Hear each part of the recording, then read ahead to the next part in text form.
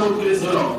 এই সময় আল্লাহ রাব্বুল আলামিন এই কোরআন নাযিল করলেন, রাসূলের উপরে দায়িত্ব দিলেন। সেদিন একমাত্র একজন ব্যক্তি সেদিন পৃথিবীতে, আর কোন ভালো মানুষ সেদিন ছিল না, তাদের উপরে দায়িত্ব দেওয়া হয়। সেই মানুষটা নিরাপত্তায় নিয়ে 23 বছরে ইসলামী বিপ্লব ঘটালেন, যাকে জন্মভূমি থেকে বের করে দেওয়া হল, যার স্বামীদের উপরে চরম নির্যাতনের স্ত্রীগুলার চালানো হতো। তারপরে আল্লাহ রাসূল দমে নাই, থামে নাই, তাকে থামানো যায়নি, কোন ভয় পায়নি। অকুতভয় সৈনিক হিসাবে তিনি কাজ করে বিশ্ববাসীকে দেখাই গেছেন জীবিকার জন্য দরকার হল সততা, দরকার হল সাহসিকতা, দরকার হল সঠিক সিদ্ধান্ত, দরকার হল বলিষ্ঠতা, তাহলে বিজয় সম্ভব। সবাই বলে ঠিক কিনা?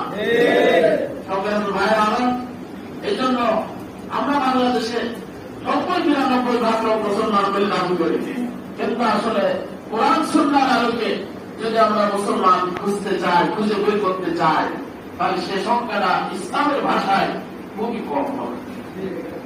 এ ব্যাপারে কি আপনারা আমার সাথে একমত? কারণ ইসলাম মানে, ইসলাম মানে জানেন তো আত্মসমর্পণ করা, আর মুসলিম মানে আত্মসমর্পণ কায়। যারা ইসলামের কাছে কমপ্লিট আত্মসমর্পণ করবে এরকম ব্যক্তি বা গোষ্ঠীকে মুসলমান বলা হয়।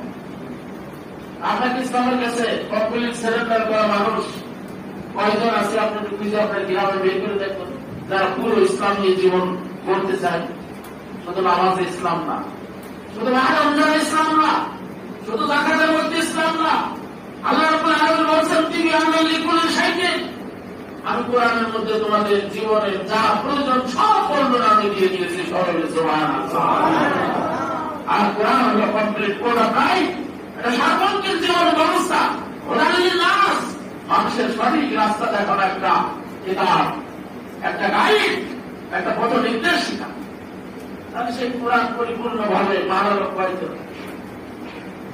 আজকে মসজিদে কথা বললে 8 মুসলমান এসে বাধা দিচ্ছে, মসজিদে কথা বলা যাবে না, মসজিদে কোনো রাজনীতি চলবে না। এর আগেও একদল বলেছে, এখন আবার এরকম কথা বাতাসে ভেসে আসছে, আসছে না?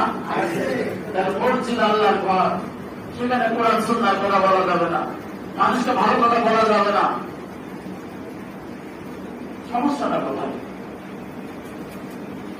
ওই রাসূলকে দেখানোর জন্য আবু জেহেল ভূমিকা রেখেছিল, ওই মূসাকে দেখানোর জন্য ফিরআউন ভূমিকা